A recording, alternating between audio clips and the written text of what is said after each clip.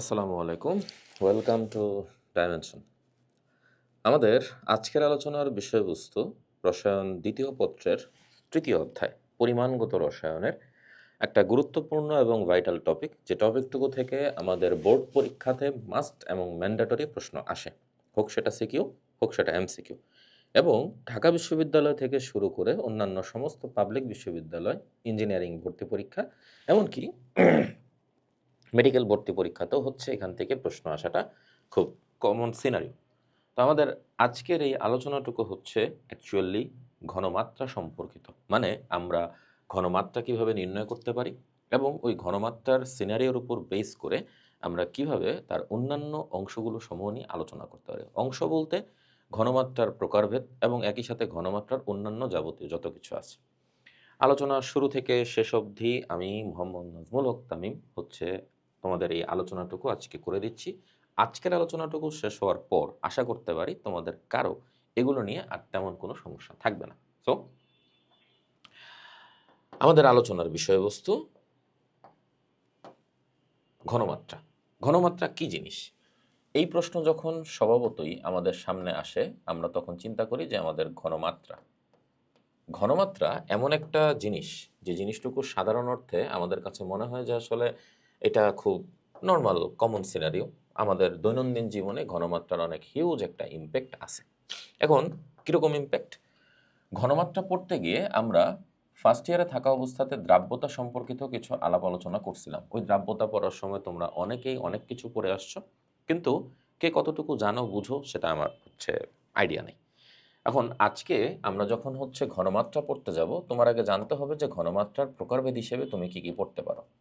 প্রথমে ঘনমাত্রার একটা নাম হিসেবে তুমি শিখতেছো মোলার ঘনমাত্রা, বা মোলার ঘনমাত্রাকে তুমি সরাসরি আলাদা করেও বলতে পারো মোলারিটি বা মোলারিটি। এটা ইংরেজিতে লিখলাম, তাহলে ইংরেজি টার্মগুলোর সাথেও তোমরা একটুখানি পরিচিত হয়ে যাবে।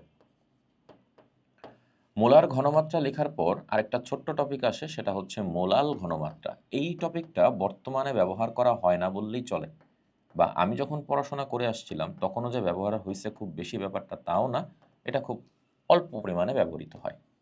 Number 3, the major portion normality বা নর্মাল ঘনমাত্রা, কিন্তু এটাও বর্তমানে ব্যবহার তেমন একটা নাই।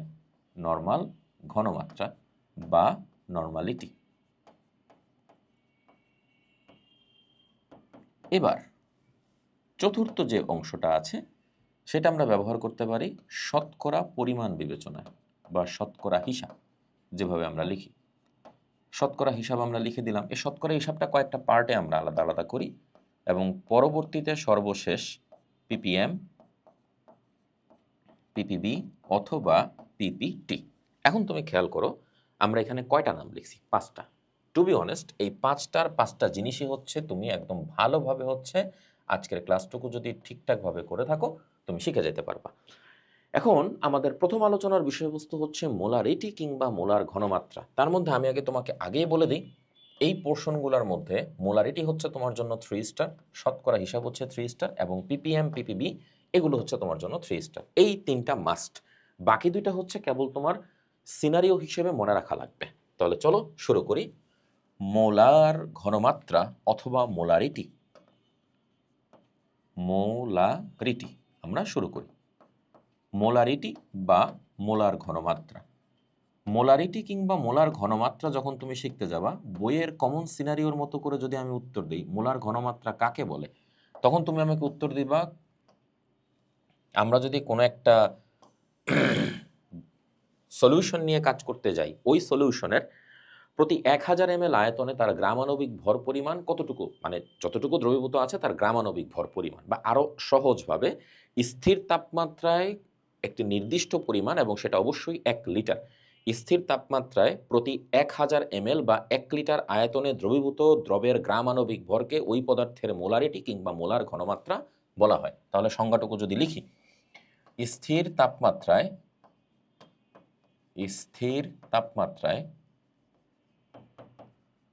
প্রতি 1000 ml বা 1 লিটার আয়তনে দ্রবীভূত দ্রবের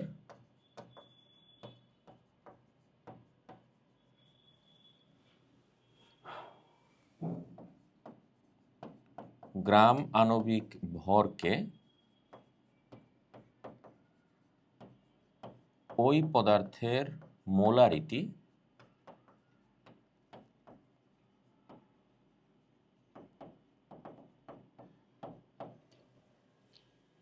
বা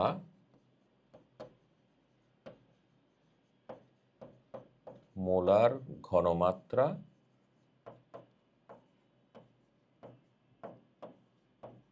বলা হয়। শেষ। এই যে সংজ্ঞাটুকু আমি এখানে লিখলাম, এই সংজ্ঞাটুকুর মধ্যে সবচেয়ে বড়সড় যে শর্তটা সেটা হচ্ছে আমাদের টেম্পারেচার ফিক্সড, টি স্থির ধরে আমাদের কাজ করতে হচ্ছে। এবং আমাদের আরেকটা ভাইটাল জিনিস বলে বসছে, সেটা হচ্ছে তার গ্রামাণবিক ভর। এই গ্রামাণবিক ভর জিনিসটা কি? তখন আমরা শিখি গ্রামাণবিক ভর মানে হচ্ছে, আমরা যেটা হচ্ছে বেসিক্যালি নর্মালি শিখে আসছিলাম, মোল সংখ্যা সমান দ্রবের ভর ডিভাইডেড বাই দ্রবের আণবিক ভর। এই যে আণবিক ভর আমি বললাম না, এটাই হচ্ছে আমাদের কি গ্রাম আণবিক ভর। এবং এই জিনিসটুকু হচ্ছে অনেক ক্ষেত্রে আমরা পোলাপানরা ভুলে যাই পরীক্ষার হলে।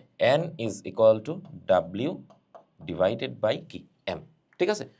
তো মোলার ঘনমাত্রা কিংবা মোলারিটির ডেফিনেশন তো আমি না হয় শিখে ফেললাম, বাট তার এক্সাম্পল আমি কিভাবে ট্রিট করতে পারি বা এক্সাম্পল কিভাবে আমি দিতে পারি। আমি ধরে নিলাম একটা পাত্রকে আমি এখানে হচ্ছে ডিফাইন করতেছি, যদিও পাত্রের উপরের অংশটা আমার খুলে রাখা উচিত ছিল, আমি বন্ধই রাখলাম। এই পাত্রতে আমি কিছু পরিমাণ পদার্থ নিয়ে কাজ করতেছি। কিছু পরিমাণ পদার্থ মানে আমি আমার ক্যালকুলেশনের সুবিধার্থে নিচ্ছি কত, 500 ml। এই 500 ml এ আমি করলাম কত, 49 গ্রাম সালফিউরিক অ্যাসিড দ্রবণ বা সালফিউরিক অ্যাসিড আমি মিশালাম। 49 গ্রাম তো লিটারলি কাইন্ড অফ আমাদের একটা ইম্পসিবল টাস্ক, কারণ আমি তো সালফিউরিক অ্যাসিডটাকে বেসিক্যালি আয়তন সাপেক্ষে মাপতে পারি না, আমাদের ভর সাপেক্ষে মাপা হয় না, আমাদের আয়তন সাপেক্ষে চিন্তা করতে হয়। কিন্তু আমি আমার ক্যালকুলেশন পারপাসে হচ্ছে এখানে 49 গ্রাম নিয়ে নিচ্ছি। টিচার আমার কাছে জানতে চাইলেন দ্রবণের আমাদের মোলারিটি কিংবা মোলার ঘনমাত্রা কত হবে। তাহলে আমি শুরু করি এরকমভাবে যে 500 ml আয়তনে দ্রবীভূত H2SO4 কতটুকু দেওয়া আছে? দ্রবীভূত H2SO4 হচ্ছে আমাদের 49 গ্রাম। সুতরাং সংজ্ঞা অনুযায়ী 1000 ml আয়তনে দ্রবীভূত H2SO4 আমার কতটুকু আছে? তখন তার উত্তর আমি দিতে পারি এরকমভাবে যে 49.0 গুণ আমাদের এখানে হচ্ছে 1000 ডিভাইডেড বাই কত, 500। ক্যালকুলেশন শেষে আমি উত্তর পাচ্ছি 98 গ্রাম। এখন এই 98 গ্রাম আমি কতটুকুতে মেশানো হয়েছে বা আমি কতটুকুতে মিশাইছি? 98 গ্রাম আমার মেশানো হয়েছে 1000 ml আয়তনে। এখন আমরা আবার শিখছি ভরকে আণবিক ভর দ্বারা ভাগ করলে আমরা তার মূল সংখ্যা পেয়ে যাব। তাহলে তার প্রদত্ত বা প্রাপ্ত ভর হচ্ছে 98 গ্রাম এবং তার টোটাল যেই আমার আণবিক ভর সালফিউরিক অ্যাসিডের জন্য সেটাও আমাদের 98। তাহলে আমি পাচ্ছি কত সেখানে, 1 মোল। কতটুকুতে? 1000 ml কিংবা 1 লিটারে। সো এখন যদি আমাদেরকে প্রশ্নে বলে যে তাহলে দ্রবণের মোলার ঘনমাত্রা কিংবা মোলারিটি কত, মোলারিটি তাহলে কত দাঁড়ালো, তখন আমার উত্তর দাঁড়াবে যে মোলারিটি হচ্ছে আমাদের 1.0 মোল পার 1000 ml, যেটাকে আমি আবার আলাদা করে লিখে দিতে পারি 1.0 mole per litre and finally 1.0 molar. মানে আমি যেটা শিখে ফেললাম সেটা হচ্ছে আমার 1 মোলার যেই কথা, আমার 1.0 মোল পার লিটার মানে একই কথা। বারবার 0.0 লিখলেও তোমরা এটাতে কনফিউজড হয়েও না, কারণ এটা হচ্ছে জাস্ট দশমিকের উপর বেস করেই হচ্ছে লেখা। তুমি 1.0 না লিখে শুধুমাত্র যদি 1 লিখো তাতেও এখানে কোনো সমস্যা নেই। তাহলে এই ব্যাখ্যার যথার্থতা অ্যাকচুয়ালি আসলে কিভাবে হয়েছে? ব্যাখ্যার যথার্থতা হয়েছে এমনভাবে যে আমরা যদি হচ্ছে মোলারিটি কিংবা মোলার ঘনমাত্রা অ্যাকচুয়ালি এখানে ডিফাইন করি, তাহলে ডিফাইন করতে গেলে আমাকে স্থির তাপমাত্রায় কাজ করতে হবে এবং একটা নির্দিষ্ট আয়তন সাপেক্ষে তার গ্রামাণবিক ভর পর্যন্ত আমার দ্রবীভূত করতে হবে এবং গ্রামাণবিক ভর পরিমাণ দ্রবীভূত করার পরে আমরা আমাদের ফাইনাল ইকুয়েশনটা এখানে লিখে দিতে পারবো। আমাদের ফাইনাল ইকুয়েশন কি?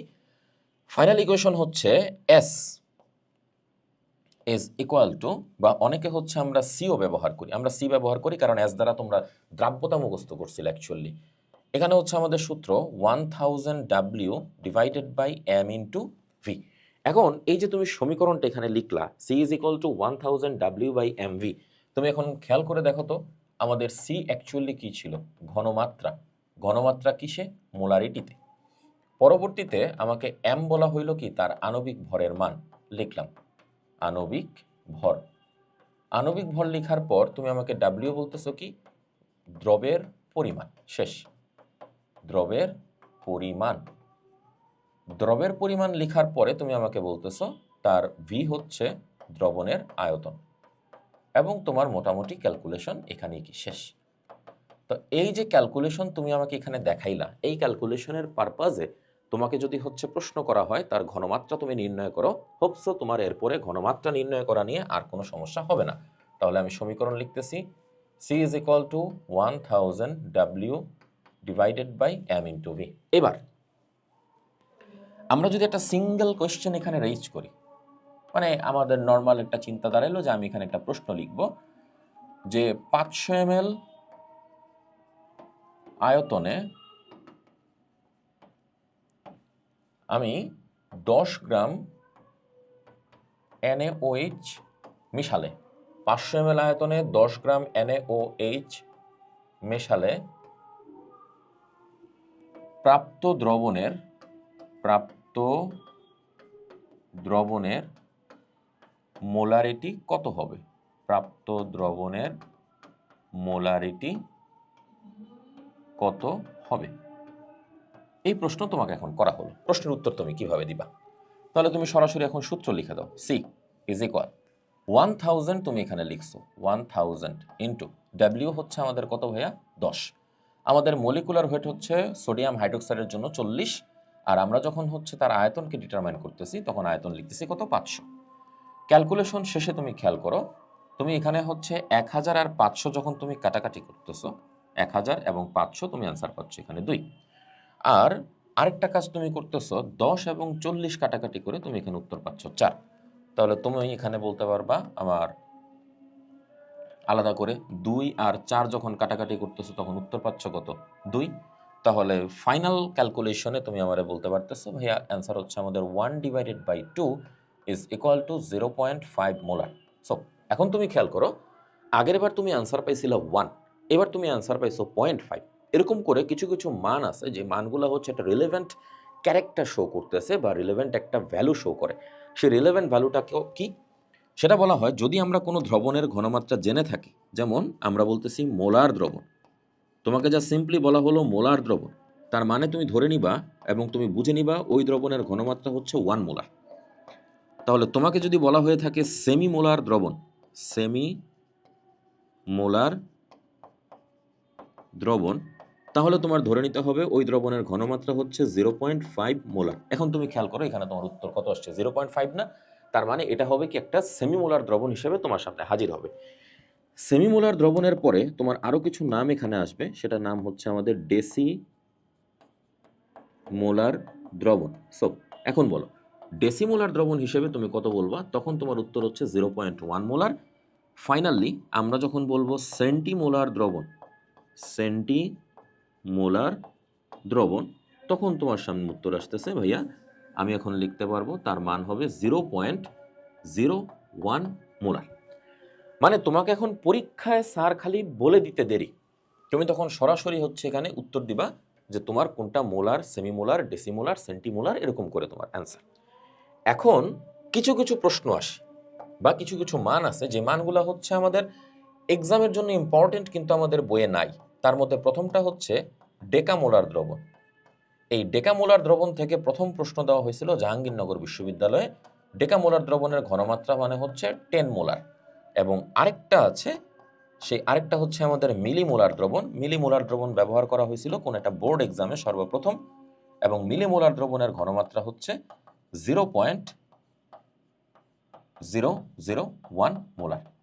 এগুলো আলাদা করে তুমি কেন পড়বা? কারণ তোমার স্যার তোমাকে পরীক্ষায় মান না বলে দিয়ে এটাও বলতে পারে ডেসিমোলার দ্রবণ, সেমিমোলার দ্রবণ, সেন্টিমোলার দ্রবণ, এই টাইপের কোনো কিছু। স্টিল নাও তুমি কোথায় আসো? স্টিল নাও তুমি হচ্ছে মোলারিটিতেই আসো এবং মোলারিটি নিয়ে তুমি আলোচনা করতেছো। অ্যান্ড ফাইনালি তোমাকে এখন যে কথাটুকু বলা হবে, তাপমাত্রা পরিবর্তনের সাথে সাথে কেন আমাদের মোলারিটির পরিবর্তন হয়। আমরা এই সূত্র থেকে যখন শিখছি যে C is equal to 1000 W divided by M into V, এই অংশটুকু যখন লেখা হয়, আমাদের মলিকুলার ওয়েট কিন্তু ভাইয়া কখনো কি, মলিকুলার ওয়েটটুকু কিন্তু আমাদের চেঞ্জ হওয়ার কোনো অপশন নাই। আমাদের ডাব্লিউ তুমি নিয়ে নিছো। এখন তুমি যদি কোথাও হচ্ছে ভি চেঞ্জ করো, তার মানে তোমার আমার কনসেন্ট্রেশনটাও কি হবে, চেঞ্জ হবে। এখন তোমাকে হচ্ছে এখানে কিছু বেসিক বা ডেপথের আমি যদি বলি, যদি কোনো একটা মিশ্রণে তুমি পদার্থের পরিমাণটাকে নির্দিষ্ট রেখে আবার হচ্ছে সেখানে কি করো, পদার্থের মিশ্রণের মধ্যে পদার্থের দ্রবটাকে ঠিক রেখে তুমি যদি সেখানে পানি ব্যবহার করো, তাহলে অবশ্যই তোমার সেখানে কি হবে, দ্রবণের ঘনমাত্রার মানটা তুলনামূলকভাবে কমবে। কেন? আমার আয়তনটা বৃদ্ধি পাইছে। এবং সেটা আমরা n = vs এই সূত্র থেকে হচ্ছে কি শিখে আসছিলাম। এখন এইখানে যেটা রিজন হচ্ছে, আমরা যখন হচ্ছে গ্যাসিয়াস লগুলো শিখে আসছিলাম, তখন সেখানে পাইছিলাম কি v is proportional to t। তার মানে আমি যখন টেম্পারেচার বাড়াবো, আমার ভলিউমটা তখন কি হবে, রেইজ করবে। আমার ভলিউমটা যখন বেড়ে যাবে, অটোমেটিক আমার কনসেন্ট্রেশনটা তখন কি হবে, ডাউনওয়ার্ডে চলে যাবে। তার মানে তুমি বলতে পারতেছো c is proportional to কি 1/v। এই কথার যৌক্তিকতা তুমি কি দিবা? এই কথার যৌক্তিকতা মানে হচ্ছে, আমার আয়তন যদি রেইজ হয়, আমার কনসেন্ট্রেশনটা তখন কি হবে, বিলোওয়ার্ডে যাবে। আমার আয়তনটা যদি হচ্ছে বিলোতে যায়, আমার কনসেন্ট্রেশনটা কি হবে, হায়ার কন্ডিশনে যাবে। দ্যাটস আওয়ার রিজন, যে কিভাবে তাপমাত্রা পরিবর্তনের সাপেক্ষে দ্রবণের ঘনমাত্রা পরিবর্তন হওয়া সম্ভব। তুমি এতক্ষণ পর্যন্ত যে আলোচনা করছো, স্টিল নাও তুমি কোথায় আছো ভাইয়া? স্টিল নাও তুমি মোলারিটি দিয়ে আসো এবং কেবলমাত্র তুমি এখন মোলালিটিতে আসলা। মোলালিটি, আগেরটার সাথে এটার পার্থক্য কি? এখন বলবো ভাইয়া একটাই পার্থক্য, একটাতে লো আছে, একটাতে বয়শূন্য র আছে। আচ্ছা, তো বয়শূন্য র হোক বা যেটাই হোক, আমরা যখন মোলালিটি এখানে বলে দিলাম, তুমি এখানে মোলালিটি ব্যাখ্যা দেওয়া শুরু করছো এবং মোলালিটি তুলনামূলকভাবে ইজি। কিরকমভাবে? মোলালিটি হচ্ছে প্রতি 1000 গ্রাম আয়তনে, 1000 গ্রাম আয়তনে। একটু ভুল হয়ে গেল না? হ্যাঁ, ভুলটা কি, তুমি যখন গ্রাম বলতেছো অ্যাকচুয়ালি তখন তোমার আয়তনটা বলা উচিত না, প্রতি 1000 গ্রাম পরিমাণ কথাটুকু উল্লেখ করবা। প্রতি 1000 গ্রাম পরিমাণ দ্রবণে দ্রবীভূত দ্রবের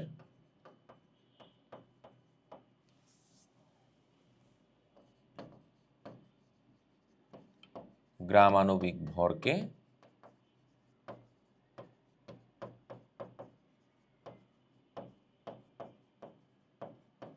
ওই পদার্থের মোলালিটি বা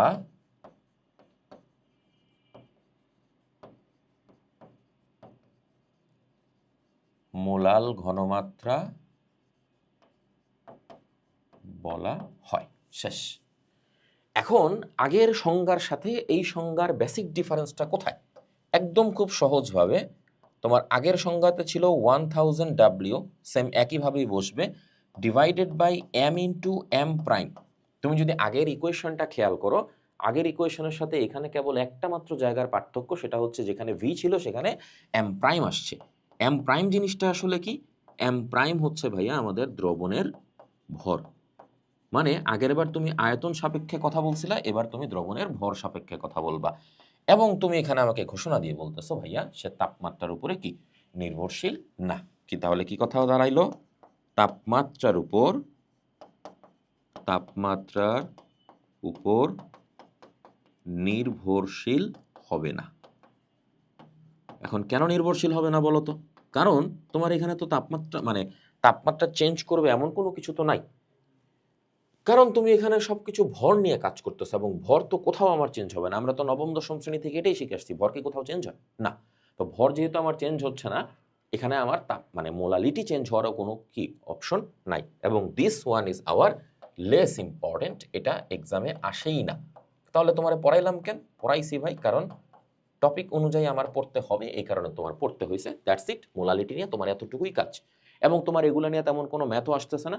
একটা কোশ্চেনই জীবনে হয়েছিল, সেটা কি, নিচের কোনটি তাপমাত্রার উপরে নির্ভরশীল না? উত্তর মোলালিটি। শেষ। এখন তুমি যেটা শিখতে আসছো, this one is hour normality. কি নাম বললাম? নর্মালিটি বা নর্মাল ঘনমাত্রা। নর্মাল ঘনমাত্রা, অথবা তুমি ছোট্ট করে এখানে বলতে পারো নর্মালিটি। এবার তার ডেফিনিশন কি? আবারও সেই পুরাতন কথা, স্থির তাপমাত্রায়, স্থির তাপমাত্রায় প্রতি 1000 ml বা 1 লিটার আয়তনে, প্রতি 1000 বা 1000 ml বা 1 লিটার আয়তনে দ্রবীভূত পদার্থের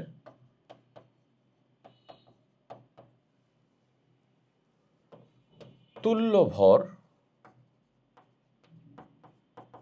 ভরকে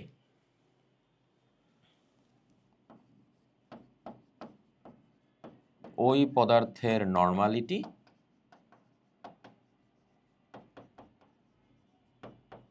বা নর্মাল ঘনমাত্রা বলা হয়। এই যে মোটামুটি হচ্ছে সংজ্ঞাটুকু শিখে ফেললা, মোলারিটির সাথে এই সংজ্ঞার বেসিক ডিফারেন্স কোথায়? তখন তুমি আমাকে বললো ভাইয়া একটা মাত্র জায়গায়, সেটা হচ্ছে আমাদের আগেরবার ছিল গ্রাম আণবিক ভর, এবার আমাকে বলা হয়েছে তুল্য ভর। অথবা তুমি যদি তুল্য ভর না বলে, শুধুমাত্র তুল্য ভর না বলে এটাকে যদি আরেকটুখানি বড় করে তুল্য আণবিক ভরও বলো, তাতেও ভাইয়া কোনো সমস্যা নাই। তুল্য আণবিক ভর হয়ে গেল। এখন প্রশ্ন দাঁড়াচ্ছে যে ঠিক আছে, তাহলে তুল্য আণবিক ভর জিনিসটা কি? তুল্য আণবিক ভর বের করার জন্য তুমি আবার একটা সূত্র শিখবা। তাহলে আমি এখানে লিখি, তুল্য আণবিক ভর। তুল্য আণবিক ভর কেমন হবে? তুল্য আণবিক ভর মানে হচ্ছে ভাইয়া গ্রাম আণবিক ভর, গ্রাম আণবিক ভর ডিভাইডেড বাই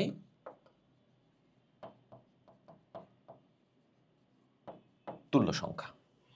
এইটা যেমন পারো ভাইয়া মুখস্থ করে ফেলো।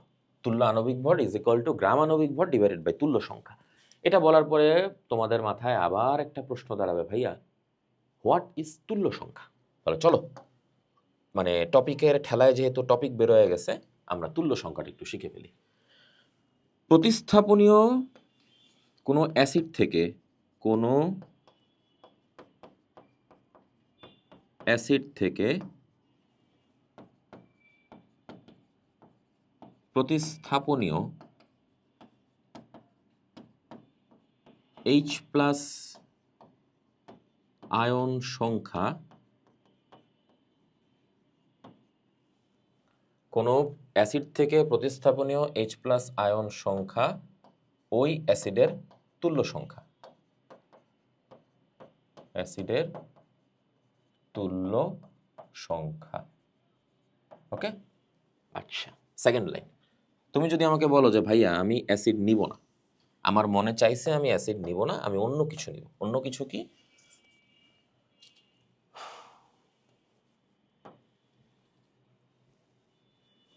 প্রথমে আমার অ্যাসিড হিসাব গেল, এরপরে তুমি ক্ষারের হিসাব বলবা, এরপরে আরো একটা হিসাব আমি আনবো।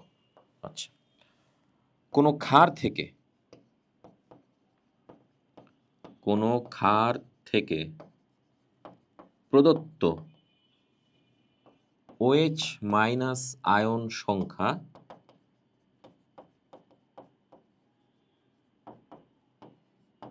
ওই ক্ষারের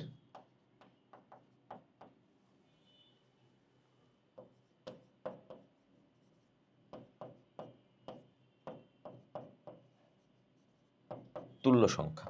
তুমি এখানে এক্সাম্পল অ্যাড করো, আরো ভালো হয়। যেমন তুমি এখন বলতে পারো HCl এর জন্য তার মান হবে আমাদের 1, H2SO4 এর জন্য তার মান হবে আমাদের কত? 2। এখানেও তুমি এক্সাম্পল অ্যাড করো।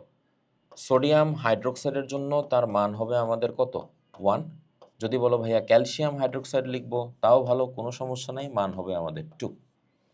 এখন তুমি যদি আমাকে বলো যে ভাইয়া আমরা অ্যাসিডও নিব না, ক্ষারও নিব না, আমরা কোনো একটা যৌগ নিব, লবণ নিব, তখন আমি কি করব? তখন তুমি লিখতে পারো কোনো লবণের বেলায়, কোনো লবণের বেলায়, তখন তোমার উত্তর হবে এরকম, প্রতিস্থাপনীয় ধাতবায়ন সংখ্যা গুণ ওই ধাতুর যোজনী। কি বললাম কথাটা? প্রতিস্থাপনীয়। এটা আলাদা করে লেখার কারণ আছে, এটা ভবিষ্যতে তোমার জন্য অনেকখানি কাজে দিবে। প্রতিস্থাপনীয় ধাতব আয়ন সংখ্যা গুণ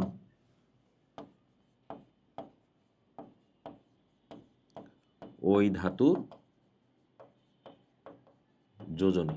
তাহলে এখন বলো তো, আমরা যদি সোডিয়াম কার্বনেট নামক একটা লবণ নিয়ে কাজ করি, সবই লবণ, ঘুরাফেরা সবই লবণ, তুমি খাইতে পারো বা না পারো সবই লবণ হিসেবেই তুমি আসলে ট্রিট করবা, কারণ ধাতুর কার্বনেট, বাইকার্বনেট, সালফেট এগুলো সবই তুমি লবণ হিসেবে ট্রিট করতে পারো। প্রতিস্থাপনীয় ধাতবায়ন হিসেবে তুমি সোডিয়ামকে চুজ করতেছো, সোডিয়াম হচ্ছে আমার 2টা, প্রত্যেকটা সোডিয়ামের জন্য তার যোজনী হচ্ছে 1, ফলাফলস্বরূপ তুমি উত্তর দিচ্ছ কত? 2। এখন তুমি যদি বলো না ভাইয়া আমি অন্য একটা নিব, সালফেট, অ্যালুমিনিয়াম সালফেট নিব, নাও। তাহলে অ্যালুমিনিয়াম সালফেটের জন্য তুমি অ্যালুমিনিয়াম পাচ্ছ 2টা, কিন্তু অ্যালুমিনিয়ামের যোজনী 3, তাহলে তার তুল্য সংখ্যা কত হবে? 6। এই যে তুমি পুরো ব্যাখ্যা এখানে তুল্য সংখ্যার উপরে দাঁড় করায় দিছো, এখন তুমি এক্সাক্ট ডেফিনেশনে আসো। এক্সাক্ট ডেফিনেশন কেমন? তুমি এখন আমারে বলতেছো কি ভাইয়া আমি তাহলে 1000 ml একটা সলিউশন রেডি করতেছি, ওই সলিউশনের কনসেন্ট্রেশন হইতে হবে আমার 1 নর্মাল, এটা তুমি আমাকে শর্ত দিছো, কথার কথা। তাহলে আমি কতটুকু মিশাবো? তখন তোমার উত্তর হচ্ছে যে ভাইয়া তুমি যদি নর্মাল সলিউশন মিশাইতে চাও তাহলে তোমার তুল্য ভর পরিমাণ মিশাইতে হবে, এবং তোমার তুল্য ভর কত? 49 গ্রাম। হোয়াই? কজ সালফিউরিক অ্যাসিডের বেলায় তার তুল্যাণবিক ভর সমান তুমি কি লিখবা? গ্রামাণবিক ভর ডিভাইডেড বাই তুল্য সংখ্যা। সালফিউরিক অ্যাসিডের জন্য তুমি কত পাইছো? 98 তার গ্রামাণবিক ভর। তাহলে তার তুল্য সংখ্যার মান কত? তুমি মাত্র না বলছো 2, তাহলে 98কে 2 দ্বারা ভাগ করলে তোমার উত্তর কত আসে? 49। ফর দ্যাট তুমি আমাকে বলতেছো কি যে আমাদের নর্মাল সলিউশনের বেলায় আমি যদি তুল্য ভর পারপাজে কাজ করে থাকি তাহলে আমাদের তুল্য ভর পরিমাণ কি সেখানে দ্রবীভূত করতে হবে, এই কারণে তুমি কি 49 গ্রাম এখানে মিশাইছো। Here is the twist. আমরা যখন এদের বেলায় এরকম কম্পেয়ার করতে আসি, কম্পেয়ার করতে গিয়ে তখন আমাদের একটা চিন্তা আসে, তাহলে আমাদের মোলারিটি এবং নর্মালিটির মধ্যে কি অ্যাকচুয়ালি কোনো রিলেশনশিপ আছে? তখন উত্তর আসে হ্যাঁ আসে। তো যখন তুমি হচ্ছে মোলারিটি শিখবা, মোলারিটি, মোলারিটি, তাহলে তখন তুমি ধরে নিতে পারবা যে আমাদের মোলারিটির সাথে নর্মালিটির একটা সুন্দর সম্পর্ক আছে। সেটা কি? সম্পর্কটুকু হচ্ছে মোলারিটি ইনটু আমাদের তুল্য সংখ্যা, মোলারিটি ইনটু কি? তুল্য সংখ্যা ইজ ইকুয়াল টু আমরা বলতে পারবো নর্মালিটি। যে কোনো উপায়ে হোক ভাইয়া এটা মুখস্থ করে ফেলো, তোমার সারা জীবনের এমসিকিউর জন্য এই জিনিস তোমার রেডি। মোলারিটি ইনটু তুল্য সংখ্যা ইজ ইকুয়াল টু কি? Normality, and this one is hour 3 star. ব্যাস হয়ে গেল, তুমি একটা জিনিসের কম্পেয়ার খুব সুন্দরভাবে এখানে শিখে ফেললা। এখন তোমার হচ্ছে যদি আমি একটা সাইড কোশ্চেন করি, সাইড কোশ্চেন হচ্ছে কি যে ধরো আমি তোমার বললাম আচ্ছা ভাইয়া HCl নিয়ে যদি আমি কথা বলি, HCl এর মোলারিটি এবং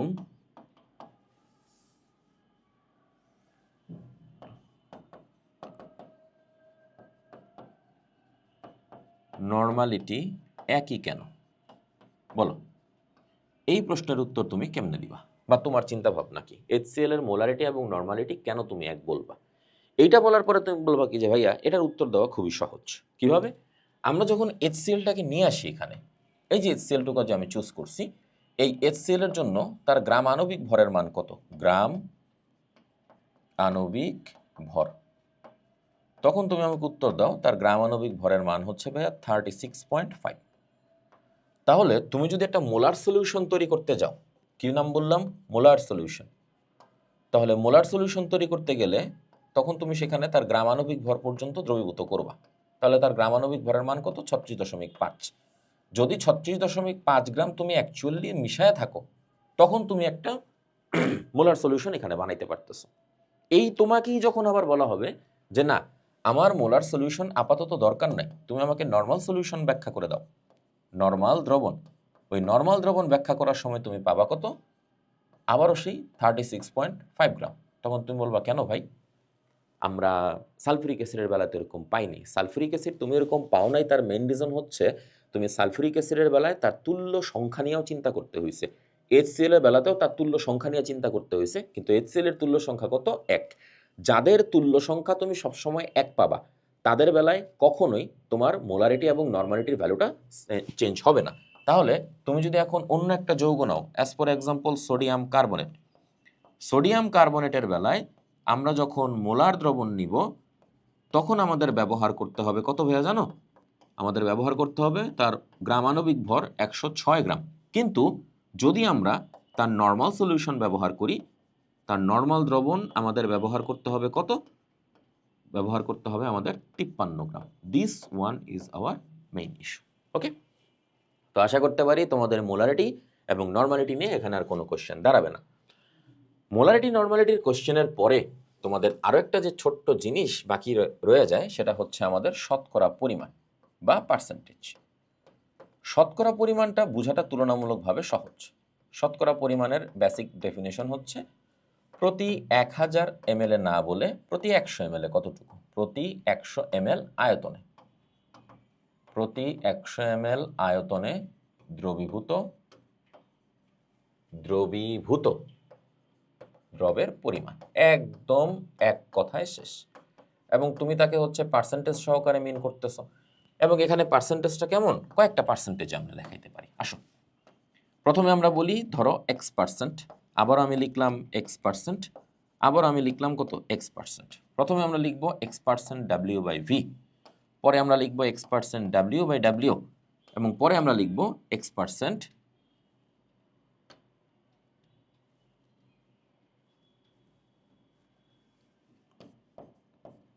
V/V।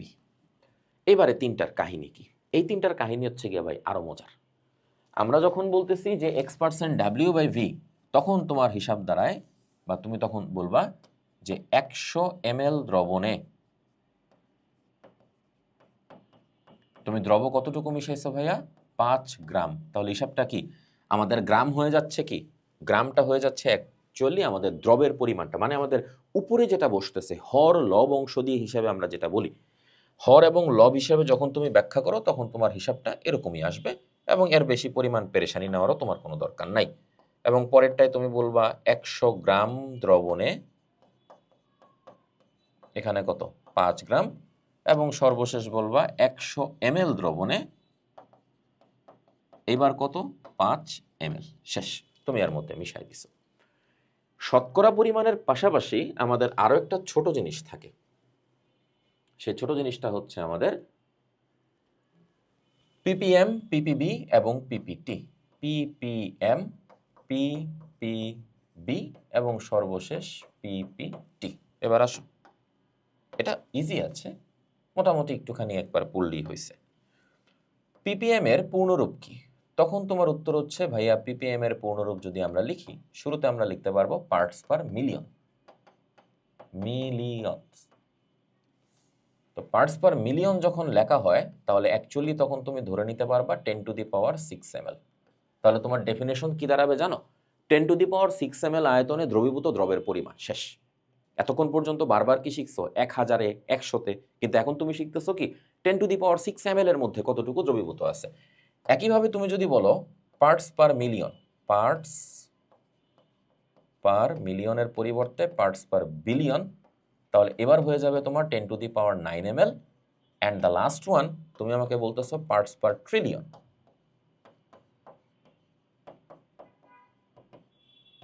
এবার তুমি বলতে পারবা ভাইয়াকে 10⁻12 ml। তুমি বারবার মনে রাখবা তুমি সাপেক্ষ হিসাবে কত আয়তন ব্যবহার করতেছো, কারণ মোলারিটি এবং অন্যান্য সেই ঘনমাত্রার ইউনিটগুলোকে কনভার্ট করার জন্য তোমার এই মোলার আয়তনটাই হচ্ছে বেসিক ম্যাটার।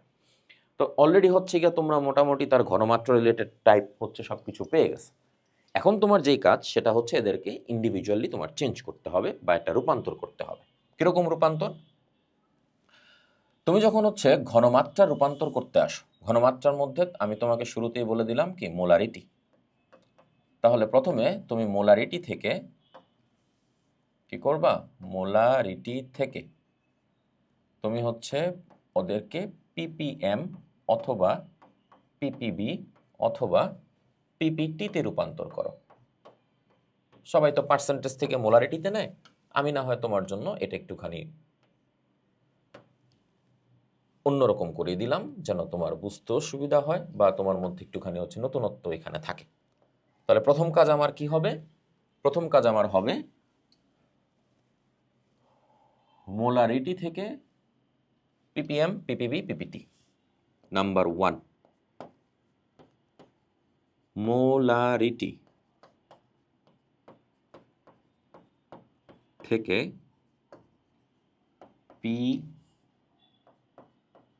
পিপিএম। তাহলে এখন এটা একটুখানি হচ্ছে তোমার সুন্দর করে দিতে হবে একটা স্ট্রেট লাইন, মোটামুটি এতটুকু দিলেই হবে। মোটামুটি সমান তুমি ধরে নাও, আচ্ছা এটা তো সমান হয় নাই, তাহলে আর একটুখানি সমান করো। ধরে নাও মোটামুটি সমান হয়েছে, এত কিছু করার দরকার নেই। শুরুতে আমাদের লিখতে হবে মোলার ঘনমাত্রা। লিখলাম। মোলার ঘনমাত্রা লেখার পরে তোমার বলতে হবে তার গ্রাম আণবিক ভর। গ্রাম আণবিক ভর গুণ। এইবার হচ্ছে তোমার আসল টুইস্ট। তুমি ভাইয়া কিসে যাবা? তোমার উত্তর হচ্ছে ভাইয়া পিপিএম এ। পিপিএম মানে ভাইয়া কত এমএল ছিল? তখন তোমার উত্তর হচ্ছে ভাইয়া 10⁻6 এমএল। তুমি আসছো কোথা থেকে? তুমি বলতেছো ভাইয়া মোলারিটি থেকে। মোলারিটি কত এমএল ছিল? 10⁻3 এমএল বা 1000 এমএল। তাহলে তুমি পিপিএম এ যেহেতু কনভার্ট করবা, তুমি গুণ দিচ্ছ 10⁻6 দ্বারা। তুমি মোলারিটি থেকে ব্যাক করতেছো, তার মানে তুমি 1000 দ্বারা বা 10⁻3 দ্বারা ভাগ করবা। এবং ফাইনালি যখন তুমি হচ্ছে গিয়ে এটা পুরোটা ভাগ করা শেষ করো, ভাগ করা শেষ করার পরে তুমি এখন দেখতে পাচ্ছ যে তোমার এখানে মোটামুটি হচ্ছে অনেকখানি হয়ে গেছে। এখন তুমি দেখো তো, মোলার ঘনমাত্রাকে তুমি যদি এস দ্বারা লিখো, মলিকুলার ওয়েটকে যদি এম দ্বারা লিখো, এবং তুমি যদি 10⁻3 10⁻6 এর কাটাকাটি শেষ করো, শেষ করার পরে তুমি পাচ্ছ এসএম ইন্টু 10⁻3, যেটা বাজারে প্রচলিত এভরি সিঙ্গেল বইয়ের মধ্যে শর্টকাট হিসেবে দিয়ে রাখছে। এখন তোমার বেসিক ডেপথ যদি ঠিক থাকে, আমার মনে হয় না যে তোমার শর্টকাট নিয়ে এখন আর কোনো ধরনের কোনো সমস্যা এখানে ফেস করতে হবে। ঠিক একইভাবে তুমি যদি এখন বলো যে ভাইয়া আমি তাহলে মোলারিটি থেকে পিপিএম এ না নিয়ে কি করব? পিপিবিতে নিব। নাও, কোনো সমস্যা নাই। তাহলে এখন তুমি কি লিখবা বলো?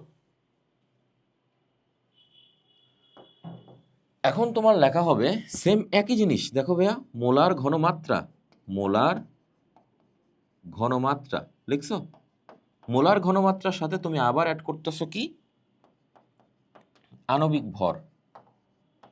আণবিক ভরের সাথে তুমি এবার গুণ দিবা কত জানো? বা গ্রাম আণবিক ভর লিখো, সমস্যা নাই। আচ্ছা, যেহেতু বারবার হচ্ছে গ্রাম আণবিক ভরে লিখতেছি, গ্রাম আণবিক ভরে লিখি।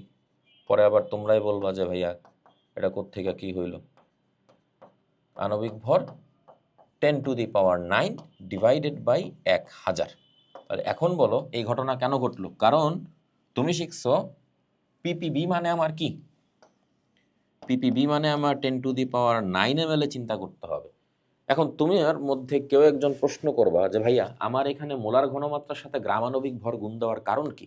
কারণ তোমার স্যার তোমার বা তুমি যে ডেফিনেশনগুলো পড়ছো, ওই ডেফিনেশনে বলা ছিল কি 10⁶ ml এ এই যে এই জায়গাতে এখানে তোমার অ্যাকচুয়ালি লিখে দেওয়া উচিত ছিল। আচ্ছা লিখে দেই। তাহলে এটার ডেফিনেশন যদি আমি লিখি, তাহলে বলবো 10⁶ ml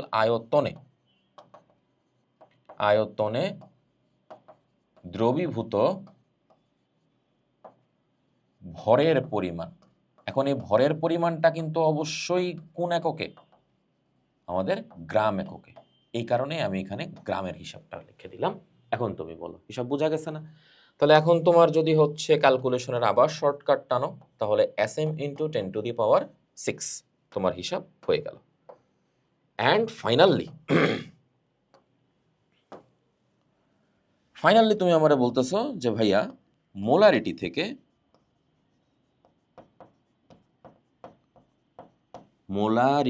থেকে পিপিটি যদি আমরা লিখি, তখন আমি কি করব? ব্যাস একই জিনিস, আবার টানো।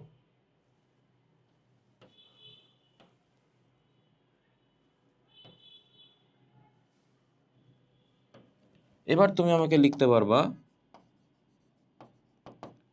মোলার ঘনমাত্রা গুণ গ্রাম আণবিক ভর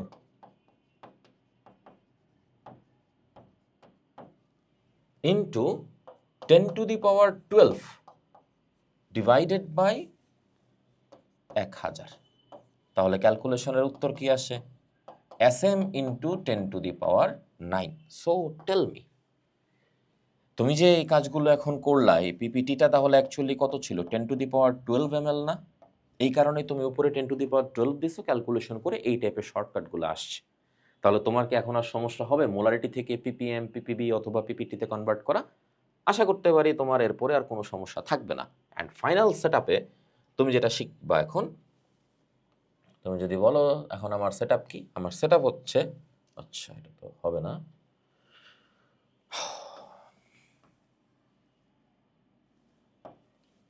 শতকরা থেকে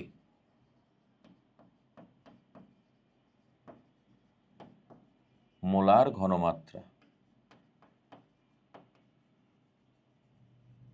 তো শতকরা থেকে যখন তুমি মোলার ঘনমাত্রা নিবা ভাইয়া, এটা হচ্ছে ভাই ওয়ান অফ দ্য মানে সেরা একটা জিনিস এবং খুবই সিম্পল।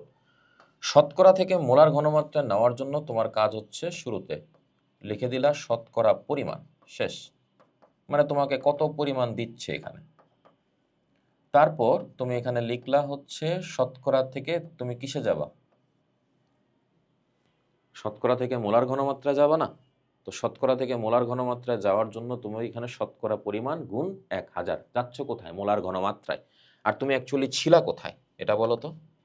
তখন তুমি আমারে বলতেছো যে ভাই আমি ছিলাম তো হচ্ছে শতকরা পরিমাণে। তাহলে শতকরা মানে কত? 100 গুণ আমাদের আণবিক ভর। আণবিক ভর। তাহলে এখন তোমার উত্তর কি দাঁড়াবে? তোমার উত্তর দাঁড়াবে, এটাই দিতে গেছিলাম,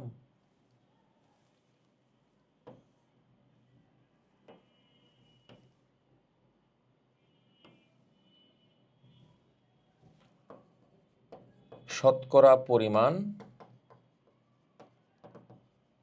কাটাকাটি শেষ করে পাবা তুমি এখানে 10 ডিভাইডেড বাই তার আণবিক ভর। আণবিক ভর শর্টকাট লাগবে, এটাও দিচ্ছি।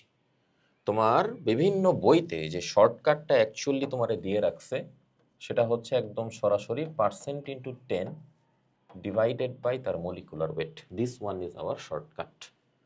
এটা শর্টকাট হিসেবে লিখে দিই বা আলাদা করে দিই, তাহলে তোমার বুঝতেও সুবিধা হবে। এখন তুমি তোমার প্রশ্নের বেসিক ডেপথে আসো। আবার তোমাকে আমি একটা প্রশ্ন বলি, তোমার প্রশ্নটা হচ্ছে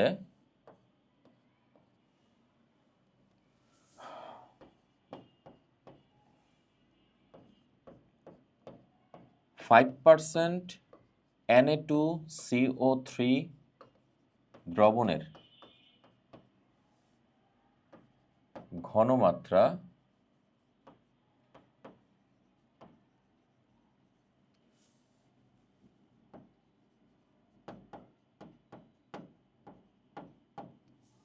মোলারিটিতে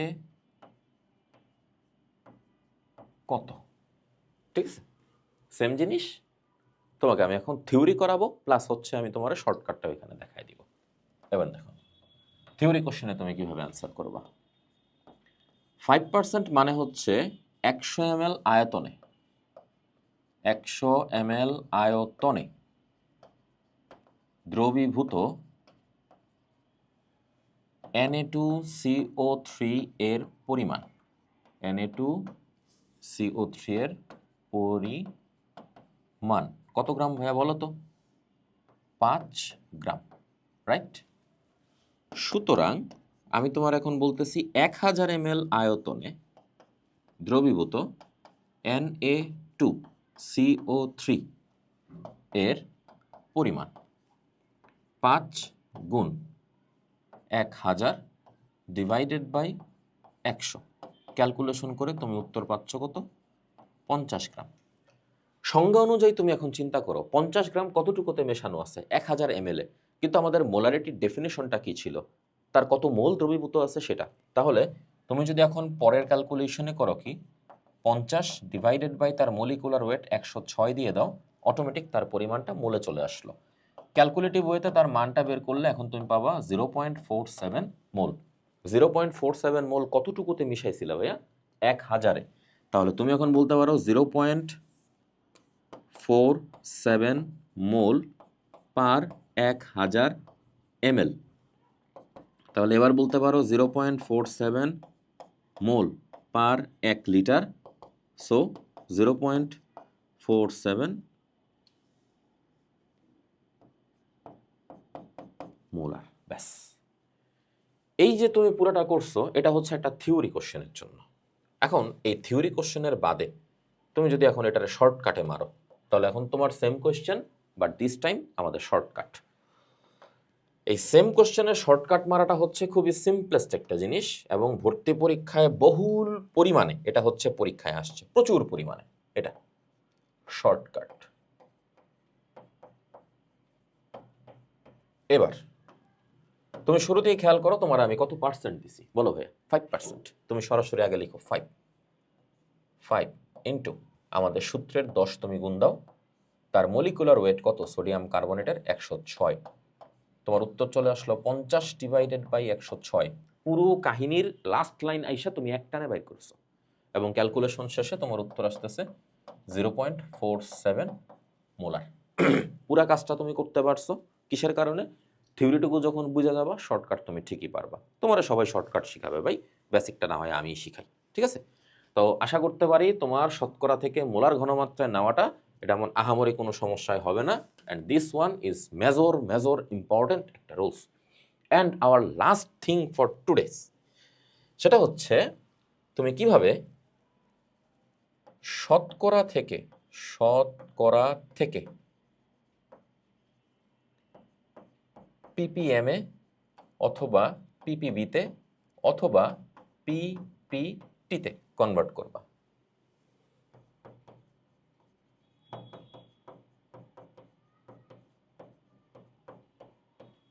ওকে ওকে, শুরু করো তাহলে।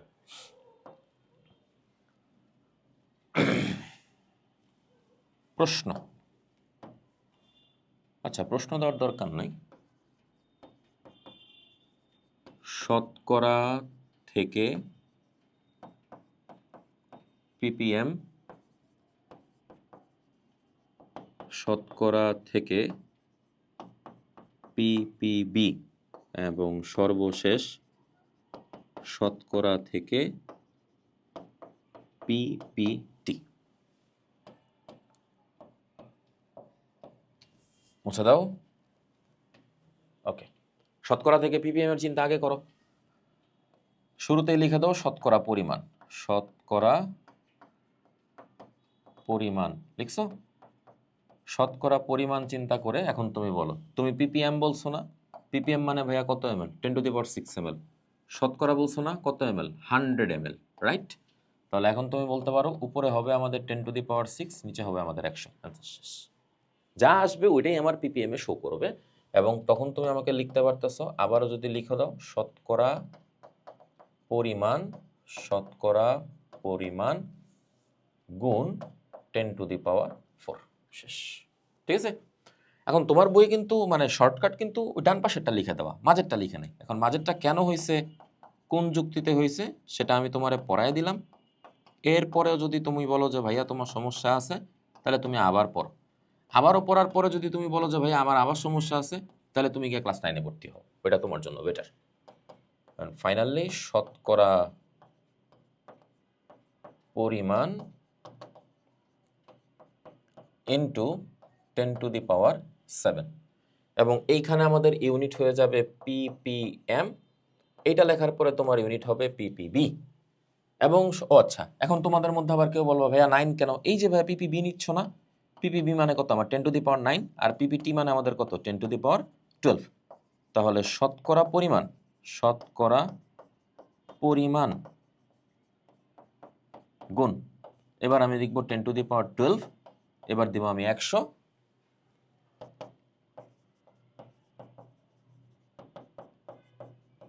শতকরা পরিমাণ ইন্টু 10⁻10 PPT। শেষ। এই হচ্ছে ভাই তোমার এদের হিসাব। অ্যান্ড যেই ম্যাথটা দিয়ে তোমাদের আমি আজকের ক্লাসটুকু ক্লোজ করব। ধরো তুমি একটা স্থানের, ধরো আমাদের যে বায়ুমণ্ডল আছে, এই বায়ুমণ্ডলে CO2 এর পরিমাণ 0.036%, এটা তোমরা পাইছো। এত পার্সেন্ট হলে ppm এককে এর মান কত? ppm এককে এর মান কত? তাহলে উত্তর কি দিবা বলো তো? তোমাকে আমি মান দিয়ে রাখছি কত? 0.036%। তাহলে আমি 0.036 আগেই বসাই দিব, গুণ। আমি শুরুতেই একদম গোড়ার থেকে লিখি, আমাকে নিতে হবে ppm-এ, আমি 10⁻6 দিব, ভাগ করা হচ্ছে আমার কত দ্বারা? 100 দ্বারা। তাহলে আমার ক্যালকুলেশনের অ্যান্সার আসতেছে 0.036 ইন্টু 10⁻4, এবং সর্বশেষ আমার উত্তর দাঁড়ালো 360 ppm। যে প্রশ্নটা আমি তোমাকে সলভ করে দিলাম, এটা অ্যাকচুয়ালি হচ্ছে একটা ইউনিভার্সিটি ভর্তি পরীক্ষায় আসা প্রশ্ন। তো যে কনসেপ্টটুকু আমি তোমার আজকের ক্লাসে মোটামুটি একটা হিউজ টাইম নিয়ে আমি তোমার ডেভেলপ করে দিছি, অ্যাটলিস্ট বেশি গ্যাঞ্জাম না থাকলে তুমি এটা থেকে হচ্ছে ভালো পরিমাণের কোশ্চেনের অ্যান্সার বের করে ফেলতে পারবা, ভালো পরিমাণে, এবং এটা নিয়ে তোমার বিন্দুমাত্র কোনো পেরেশানি খাওয়া লাগবে না। এবং আমি তোমাকে হচ্ছে এতটুকু প্রেফার করতেছি যে যতটুকু আলাপ আলোচনা তোমার আজকের ক্লাসে আমি করে দিছি ভাই, দিস ওয়ান মানে এটা খুবই খুবই ইম্পর্টেন্ট একটা জিনিস, এবং এটা তোমার পরীক্ষায় হচ্ছে আসার মতো, এটা পরীক্ষায় আসার মতো একটা টপিক, এরকম একটা টপিকই গেছে। মানে আমি যদি হচ্ছে ঘনমাত্রা নিয়ে তোমাকে আলোচনা করতে বলি বা ঘনমাত্রা সম্পর্কিত আমি তোমাকে বুঝিয়ে দিই, এই জিনিস তোমার পরীক্ষায় আসবে, এটা তুমি মোটামুটি শিওর থাকো। একই সাথে তোমার আসার মতো জায়গা হচ্ছে আমাদের ঘনমাত্রার এই যে অংশটা আছে, মোলারিটি, এই যে একটা, তারপর হচ্ছে আমাদের শতকরা হিসাব, এবং তারপর আমাদের ppm। এগুলোর মধ্য থেকে হইতেছে তোমাকে বারবার তাদের পারস্পরিক রূপান্তর করতে দিবে। এই রূপান্তরিত অংশগুলো নিয়ে যদি তোমার ঠিকঠাক মতো পড়া হয়ে থাকে, ধরে নিতে পারো তোমার 1-2 মার্কস তুমি এখান থেকে বের করে ফেলতে পারবা, হোক সেটা আমাদের বোর্ড এক্সাম, হোক সেটা আমাদের কি ভার্সিটির মেডিকেলের বলো কিংবা ইঞ্জিনিয়ারিংয়ের জন্য বলো। আপাতত সবাই ভালো থাকো, ক্লাসটা বারবার কইরো যেন তোমাদের এরপরও কোনো সমস্যা না থাকে, আর যদি সমস্যা থাকে সেক্ষেত্রে পরবর্তীতে ভাইকে তোমরা রিচ করতে পারবা। সবাই ভালো থাকো, সুস্থ থাকো, এবং ডাইমেনশনের পক্ষ থেকে সবাইকে আবারও ধন্যবাদ ক্লাসটুকু করার জন্য। এরপরও যদি তোমাদের কোনো ক্লাসের ভিডিও আরও কিছু দরকার হয়ে থাকে, সেটা কমেন্ট বক্সে জানাই দিলেই হবে, ভাইয়া নেক্সটে সময় বের করে আবার ঠিক সেই ক্লাসের ভিডিও তোমাদেরকে আপলোড দিয়ে দিব। টিল দেন, খোদা হাফেজ, সালামু আলাইকুম।